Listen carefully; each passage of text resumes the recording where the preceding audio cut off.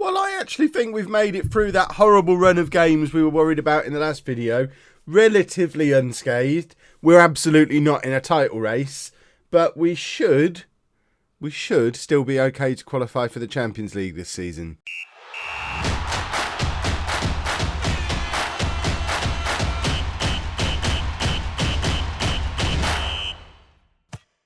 Hello and welcome to Club 6, Part 10 of Non-League to Legend. I'm Kevin. Coming up on today's episode, I don't know why I picked this one. How'd you say them then? I've heard it said many. I want to say Gijon, like Gijon, but I understand it's Gijon or something. This lot, we're playing them. I'm not going to try and say the name again. And Espanyol. Since you were last with me, these are the games that we've played. We did lose against Real Madrid and Deportivo. Deportivo losing at home to them was disappointment, but I think the disappointment was balanced by beating Atletico Madrid. If you just swap those two results around, you'd look at that run of 6 games and think, actually, you know what? That was all right. So, you know what? I think it was probably all right. This is what the league table looks like.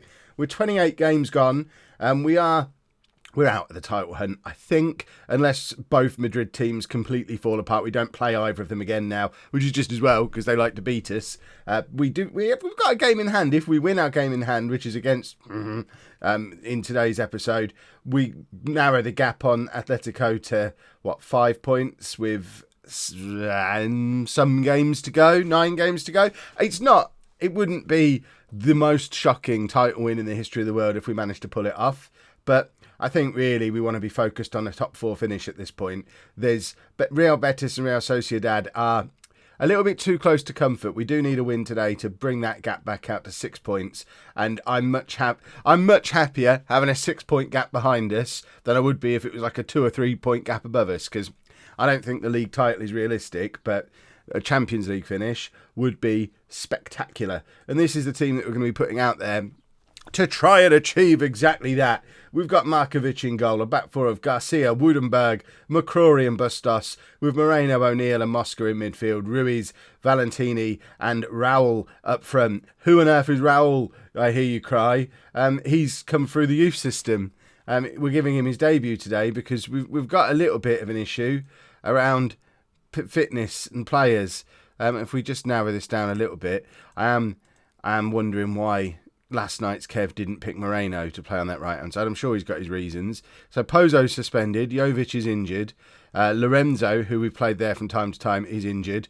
Okay, it's not Moreno, it's Montero, and he's on international duty, as is Alvarez, as is Dominguez. Dominguez, interestingly, is wanted by Manchester United.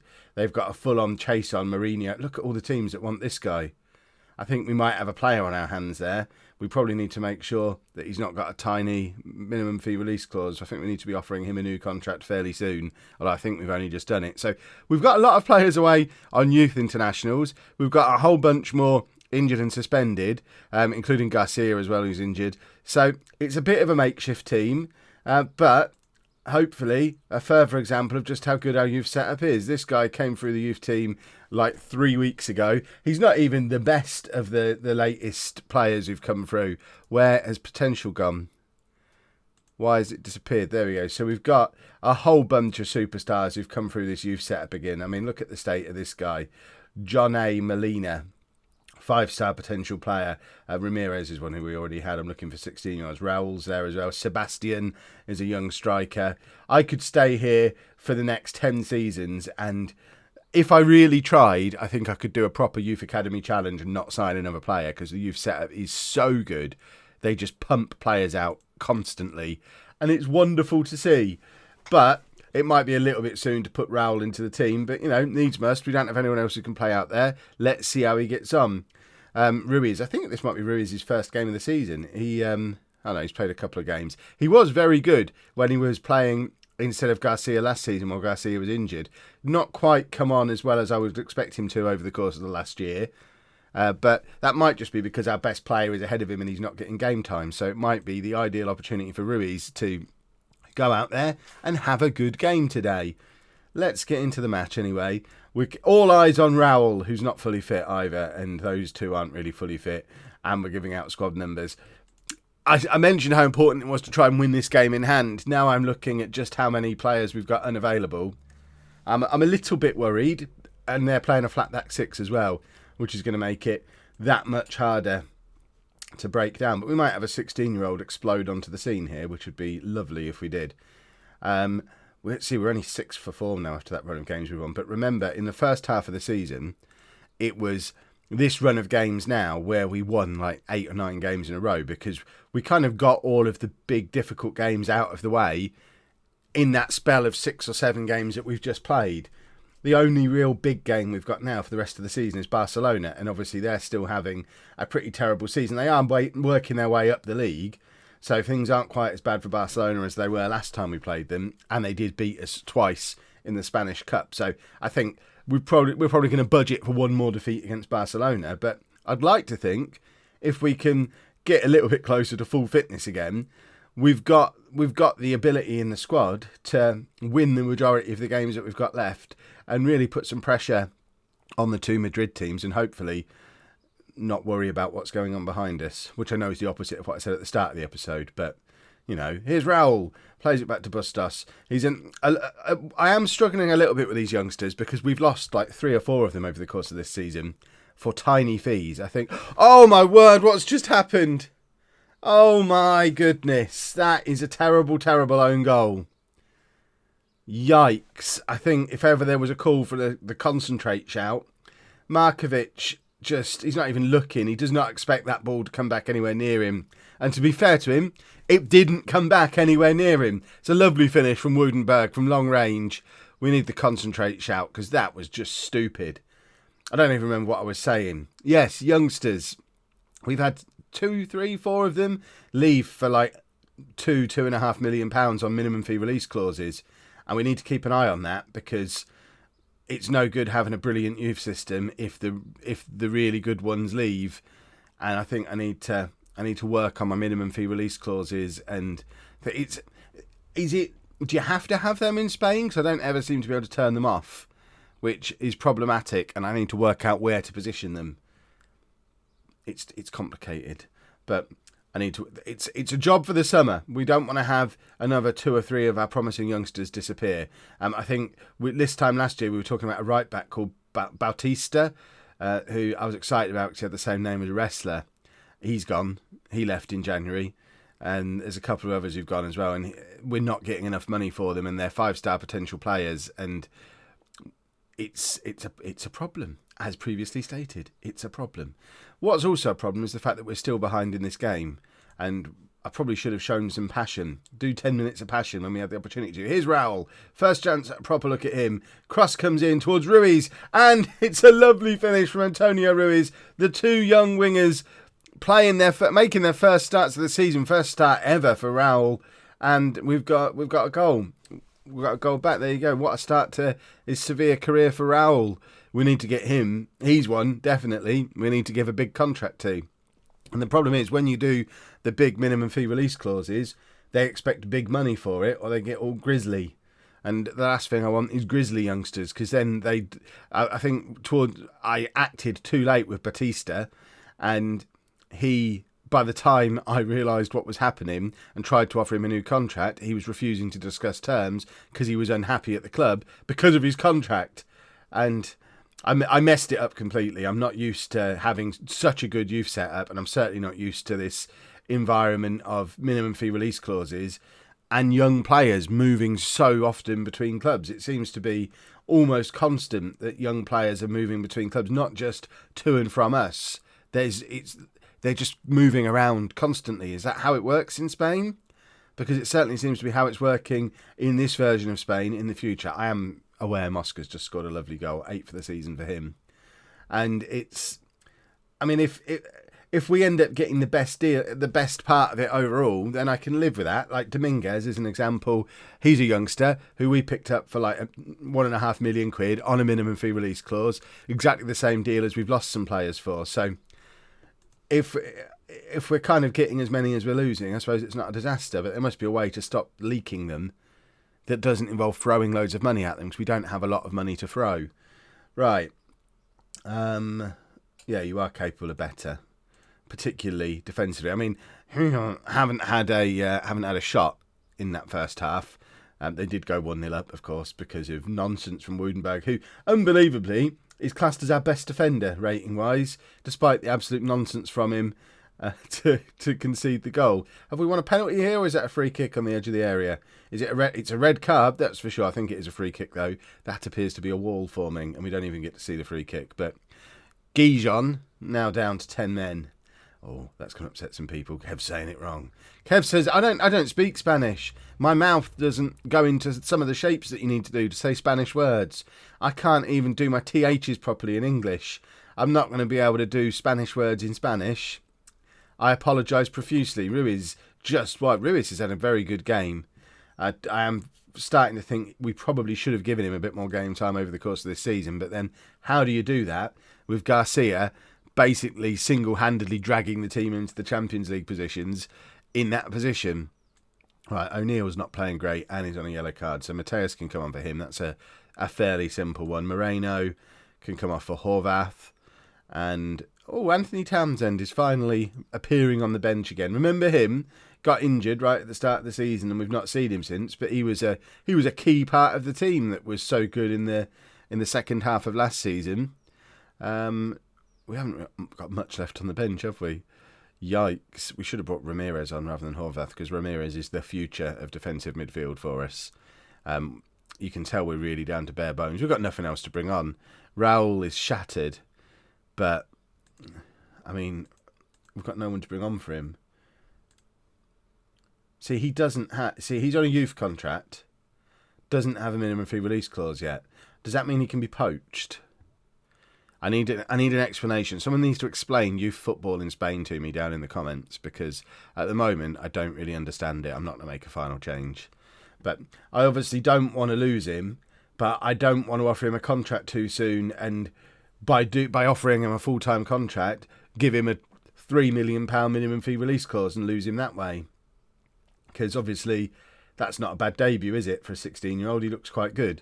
So we want to see more of him as time goes on. Look at the absolute domination we've had in this match, by the way. If they score here, that's going to be the most disgusting of muggings, because we have absolutely massively outplayed them. They didn't even get a shot, and we do manage. We should have won more comfortably than that. That was a bit of a let-off. We need to be a little bit more clinical in front of goal. And hopefully can do that in the second match against a team that I can pronounce, Espanyol. Don't tell me I'm saying that wrong too. Just one change then for the Espanyol game. Pozo back from suspension, so he can come back in on the right-hand side of midfield. So Raul drops back down to the youth team, and we'll meet him again in a year or two, I imagine. Garcia fit enough to sit on the bench, but not much more than that. And also Dominguez has returned, as has Rodriguez, who I think was another one who was on international duty. So a couple more players. It's a stronger-looking bench, even though we've only made the one change to the team itself. But let's get into the game against Espanyol. I think they're a slightly tougher proposition than the unnamed team that we played in the last game. I think they're challenging for European football just like we are. So it's a bit of... There you go. I thought they were first. So they're 8th, we're first for form. So let's passionately... I want to passionately say that. Let's calmly say it then, and that's upset Tony Moreno. Sorry, Tony, that I've upset you by letting you know that we're playing quite well at the moment. But we are playing quite well at the moment. Let's continue to play well. We're going to continue to look behind us for now, because looking upwards is looking a bit scary. Real Madrid must have dropped points in that last game. Valentini is in, and what a finish from Valentini. Less than 30 seconds on the clock. You get away from that little telly, you nonsense referee. What can you possibly be looking to disallow that for? It was an out-of-nowhere wonder strike. Give me that replay. If you're disallowing that, I'm smashing your little telly. Excellent stuff. I don't even know what he was thinking. Let's have a look at it from the other angle. So Bustos plays it across to Ruiz, who nods it down for Valentini. I genuinely can't... A suspicion of offside for Ruiz, maybe, because Valentini had at least 2 Espanyol players playing him on. He took it brilliantly. What a finish. 1-0 up after 30 seconds. And as it stands, we're 4 points behind Real Madrid. We're still. I maintain we are still not in a title race. We are looking to get into the Champions League. That's all. And we just won a penalty. I think it might have been just outside. He's over to the little telly again. You're lucky I didn't smash it a minute ago, really, ain't you? Otherwise you'd just have to give us a penalty here. But I think it's a free kick just on the edge of the area. But we did see a red card for this in the last game. So are we going to... Oh, it's a penalty! Marvellous stuff! No booking, though. Weird. Inconsistent refereeing. And it's Pozo to take the penalty. And we're 2-0 up after 10 minutes. And Espanyol are struggling a little bit to cope with us in these kind of areas. That's where both goals have come from. It's a lovely penalty from Pozo. Sends the keeper the wrong way. 5th goal of the season for him. And we've got a lot of players, pretty much everyone from Mosca forward. Mosca, O'Neill, Pozo, Ruiz, Valentini, the Tova striker, Jovic, obviously Garcia, Mateus as well as a backup midfielder. They're all scoring consistent goals. We don't have one player who's scoring 25 goals for us, but we've got a lot of players who are sort of between 5 and 15, and they're all weighing in with goals equally. And it means when one of them's not available, like Garcia's not in the team today, or Jovic isn't in the team today, they're probably I think they are our 2 top scorers, but we still have goals from elsewhere, which is splendid. Espanyol have just got a goal back, and it was a decent one. I'll let them have it. I'm not gonna complain too much. I mean, it's very poor defending from the corner. The fact that we've let a guy stood on the edge of the 6-yard box take a corner on his foot and just sort of trap it in space. That's something that should never happen from a corner. I'm no expert, but I know that shouldn't be happening, and I'm surprised he didn't score himself. Right, let's avoid complacency. Everyone's happy apart from Ruiz. Well, we've got Garcia on the bench. If you're going to be unhappy, we can bring him on. We all know he's better than you anyway. Exactly. Right. They seem to be keen. They're coming at us again to open up this second half. And I was calm. I wonder if maybe I should have been assertive, just to make the point that we don't want any silly nonsense like we had in the last game. Woudenberg, the king of silly nonsense. I mean, that was close to silly nonsense. It was like he was trying to pass to me. Oh, that was almost a perfect sort of half cross, half through ball from Pozo for Valentini. He couldn't quite get there. Espanyol on the counter-attack now, and that was some poor defending, some really poor defending, and it's led directly to a goal. Use your little telly again, ref, because I think that was offside. It wasn't close to offside, but still, use your little telly. Let's have 10 minutes of passion, because we've started this second half poorly. They've scored a goal either side of half-time, and we're in danger of throwing this one away, which will be troublesome when at various points we've been so close to top of the league. We're not in a title race, but it would be nice to end the episode 4 points behind Real Madrid. Valentini with the free kick forces a save from the keeper, unfortunately, because he's the striker. There was no one in there following up, and I think a change is imminent. Garcia is warming up like nobody's business. Moreno nods it back to McCrory, who plays it out to Woudenberg. Can he make up for his own goal in the last episode? He cannot. Finds O'Neill. Moreno. Mosca's in space. Is he going to have a shot from there? Of course he is, but it goes just wide. And I'm looking at the bench thinking Garcia and Mateus and even Dominguez maybe as potential options to come off the bench. Well, I don't know how we fit Dominguez in because Valentini's having a very good game. But Mosca can come off for Mateus. That's easy. Ruiz can come off for Garcia. That's also easy. We'll leave it at that for now. We'll say get creative because we've already had 10 minutes of passion. It did nothing. My passion is powerless. But they're inspired by the request to be creative, which I like. I like inspiring my boys.